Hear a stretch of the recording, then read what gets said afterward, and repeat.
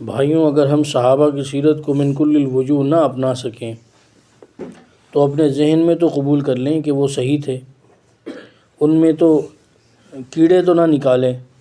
بدبخت ہیں وہ لوگ جو صحابہ کے معاشرے میں کیڑے نکالنے کے لیے ہر وقت تیار رہتے۔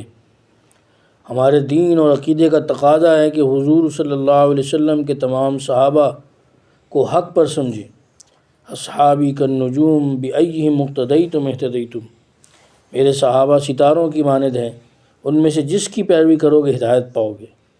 اس کے مقابلے میں روافض نے کہا کہ حضور صلی اللہ علیہ وسلم نے فرمایا ہے کہ اہل بیت کی مثال کشتی نوح کی مانند ہے، جو اس میں آ گیا وہ کامیاب ہو گیا۔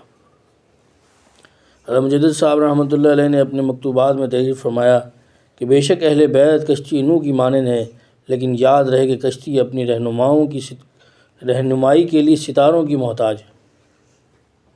تو اس لیے صحابہ کے اندر عیب نکالنا در حقیقت یہ دین میں عیب نکالنا ہے، کیونکہ سارا دین تو ہم تک کس نے پہنچایا؟ صحابہ نے۔ سارا دین صحابہ نے پہنچایا، ساری نماز صحابہ نے پہنچائی، ساری زکوٰۃ ہم تک، جو بھی دین کا حصہ ہے ہم تک کس نے پہنچایا؟ صحابہ نے۔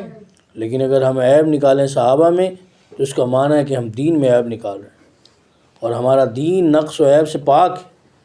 قرآن و سنت نقص و عیب سے پاک ہے، اس لیے کہ صحابہ اس کو ہم تک پہنچانے والے۔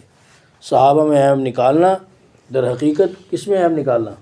دین میں عیب نکالنا۔